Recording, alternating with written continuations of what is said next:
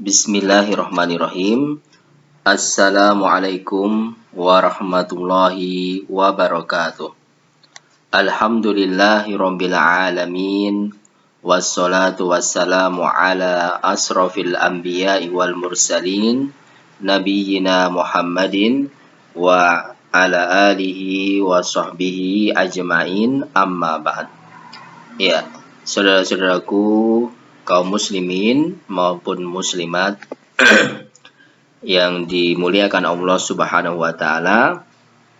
Alhamdulillah, segala puji bagi Allah yang memberikan banyak kenikmatannya kepada kita sehingga pada saat ini kita bisa kembali melakukan ketaatan kepada Allah dengan mempelajari ilmu agama.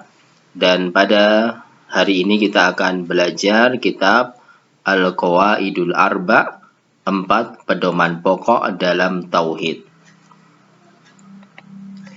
Ya. Dan kitab ini ditulis oleh Syekh Muhammad bin Abdul Wahhab rahimahullahu taala.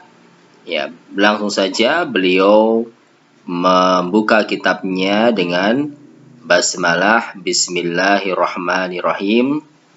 As'alullahal karima Rabbal arsyil azim an yatawallaka fid dunya wal akhirah wa an yaj'alaka mubarakan aynama kunta wa an yaj'alaka mimman idza u'tiya syakara wa idza ibtuliya sabara wa idza adhnaba astaghfara fa inna haula'i tsalatsa unwanus sa'adati.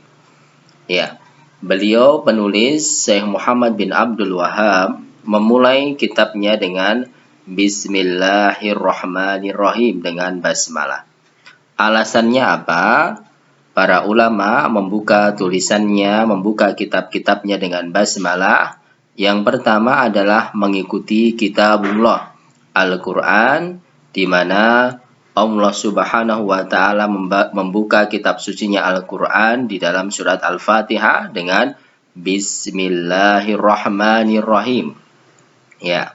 Yang kedua adalah mencontoh sunnah Rasulullah sallallahu alaihi wasallam pada saat beliau mengirim surat, menulis surat kepada para raja. Beliau membuka tulisannya dengan Bismillahirrahmanirrahim.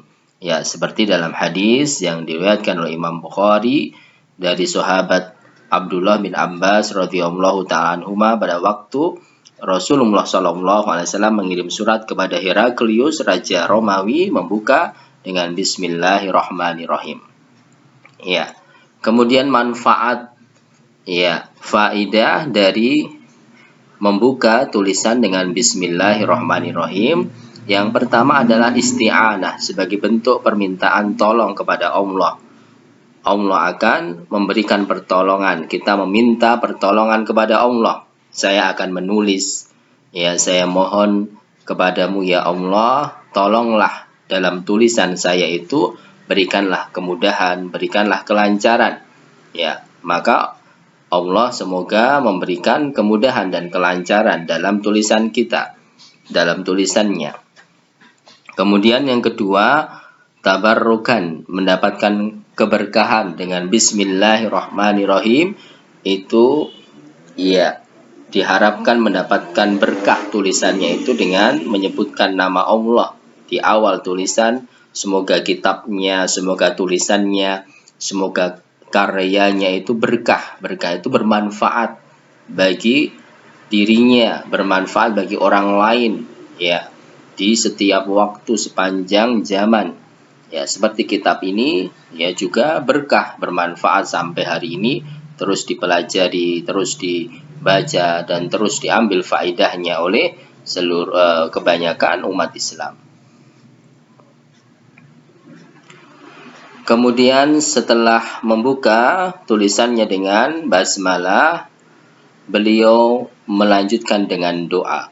As'alullahal karima Rabbal arsyil azim. Saya memohon kepada Allah yang karim, maha pemurah, Rabb, pencipta, penguasa arsy yang sangat mulia. Ya, kenapa doa itu perlu dipanjatkan di dalam dakwah, di dalam menulis atau dalam mengajar. Ya, ada dua. Yang pertama, karena ilmu ya akan dipahami dan diamalkan dengan doa, dengan hidayah kepada Allah. Ya, seorang guru ya memberikan pelajaran, seseorang berdakwah, mengajak orang lain kepada kebaikan, itu akan bisa diterima dan akan bisa diamalkan dengan doa. Ya, sehingga dianjurkan seorang guru itu banyak mendoakan siswanya, peserta didiknya, murid-muridnya, agar pelajaran yang disampaikan bisa diterima, diamalkan oleh para murid-muridnya. Hidayah di tangan Allah Subhanahu wa taala, dan hidayah itu bisa kita dapatkan dengan doa. Ya, sehingga kita para guru harus banyak mendoakan siswa-siswa kita. Kemudian yang kedua, dakwah pendidikan itu didasari dengan kasih sayang. Ya, doa itu menunjukkan sayang, menunjukkan kelembutan seorang guru kepada siswanya, bahwa dakwah pendidikan itu dasarnya adalah rahmat, kasih sayang. Dasarnya adalah kelembutan, bukan dengan kekerasan, bukan dengan kekakuan, ya, tapi dengan kelembutan. Fabima rahmatin lintalahum. Allah Subhanahu wa taala menjelaskan, dengan rahmat Allah engkau wahai Muhammad tuh orang yang lembut kepada para sahabat, sehingga dakwah kita, pendidikan kita bisa diterima oleh murid-murid kita.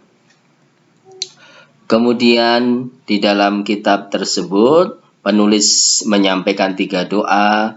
Yang pertama, semoga an yatawalla fid dunya wal akhirah, semoga Allah selalu melindungi kita di dunia dan akhirat.